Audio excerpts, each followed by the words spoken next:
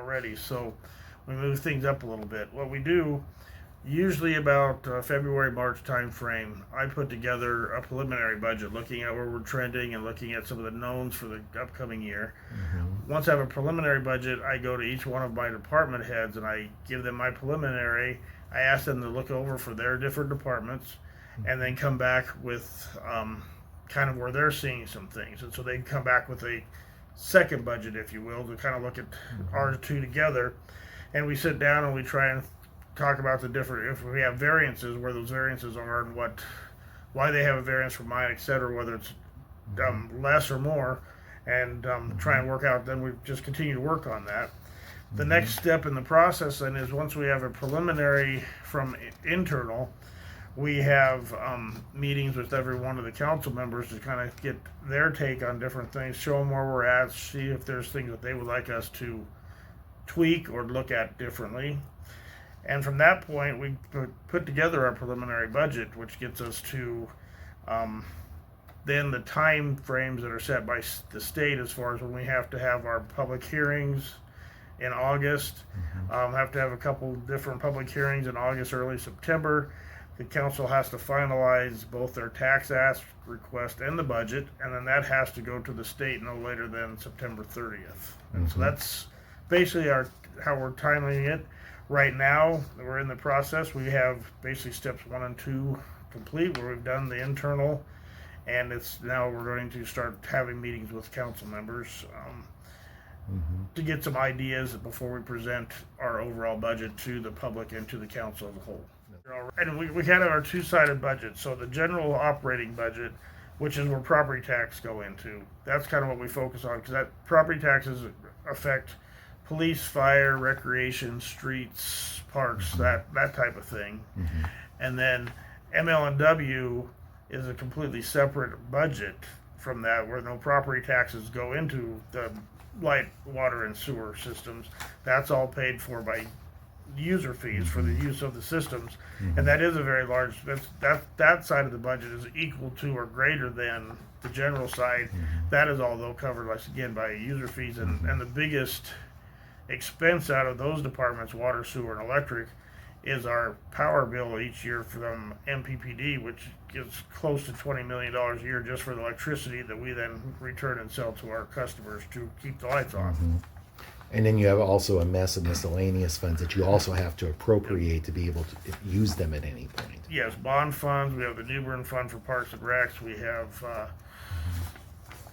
some grant funds where people have maybe given some money, some donation funds, a lot of smaller funds, miscellaneous Keno funds, which is going to pay for the pickleball and tennis courts and some different things, and we have to appropriate all that as well. But usually the main focus that we really spend the most time on is the general fund, which does affect property taxes. The rest of it then we work out secondary, if you will. Yeah, the original, the nuts and bolts of the budgetary process really starts in November when we start looking at our certified and non-certified agreements within our negotiation processes. 82 to 85% of our budget here at the school is based on salary and benefits of our staff overall. And then typically that 18 to 15% over and above that is for other items such as preventative maintenance, building costs, curriculum, technology, utilities, all of those types of things that we monitor and estimate year in and year out based on what we've seen as far as trends are concerned. We also have building level budgets that we provide to our cabinet members, our directors, as well as our principals.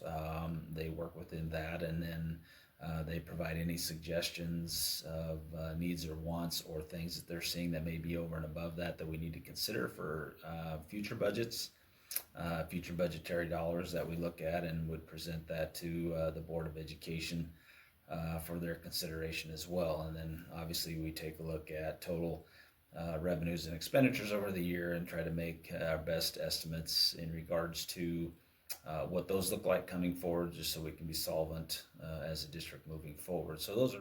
I don't see how our budget process changes at all. We do not have any figures probably before the third week in July, because we will be doing year end. Our year end will not be closed out that quickly.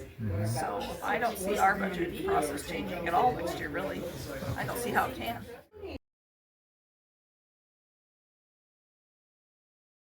Yeah, so state aid, obviously for this upcoming year, we've seen a reduction in state aid of about 1.6 million dollars from the previous year. That's based on the fact that our local effort rate did increase about $2 million within the formula. So that was they're saying that locally you can raise more, and so you don't need as much state aid based on their formulas and factors. So that takes a certain percentage of revenue away from the budget side of things. Obviously, expenditures, we try to do the best we can and be conservative and efficient with our expenditures that we had talked about in regards to the overall salary and benefits of staff, and then anything over and above that in regards to inflation, cost of living, those types of things that enter into the budget. And so usually your expenditures are going to fluctuate between that 1.5% to 3% within any given year.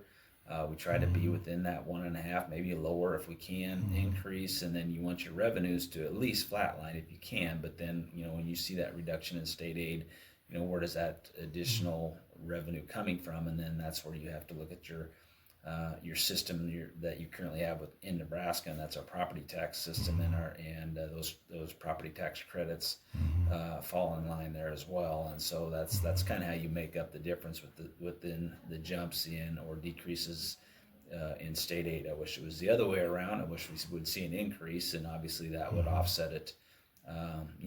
It would have a reverse effect on that, but that's not currently what the trend is. Yeah. Here's the thing about the whole, and I don't know how to sugarcoat the narrative. This is idiotic. There's a lot of idiotic things that have come out of the Nebraska legislature in the last 3 or 4 years. This is top 3.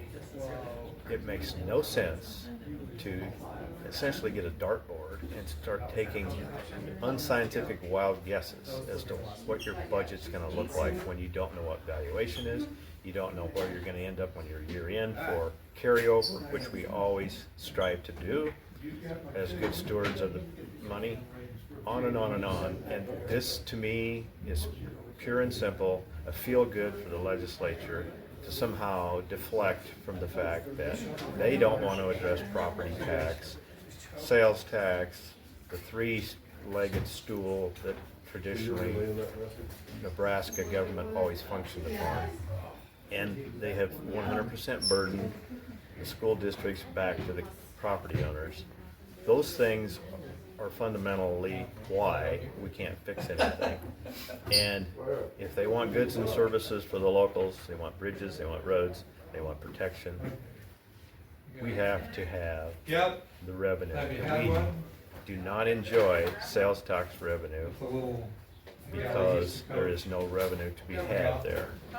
If they want to modify that so that counties could have a sales tax within other municipalities, for example, the city of North Platte, who benefits from about a $15 million annual income on sales tax alone, that would eat about 85% of our tax requirement right there. So, in a nutshell, I won't be chairman in 27 when this becomes a concrete requirement, but it's going to be nothing more than an unscientific guess in the dark, and it's going to solve nothing. We have some preliminary evaluations, and we also, the city, we're fortunate in some ways because our budget isn't just property tax. We also have other components that go into our revenue. Property taxes, our total revenue picture for the general fund budget for the city is about 38 to 40 million a year. Of that, only about 8 million of that is property taxes or sales tax. That's about 12 million in that. We have some state aid for highways that helps pay for our bonding and road projects. There's small components. We have our franchise fees for gas and water and electric and telephone. And then we have a lot of small things that go in that as well. Also the revenues that from the swimming pools, the rec center, the Cody Park concessions,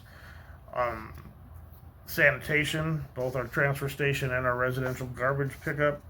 So we have all those streams that come into this as well that all go into that $38 to $40 million revenue bucket, if you will.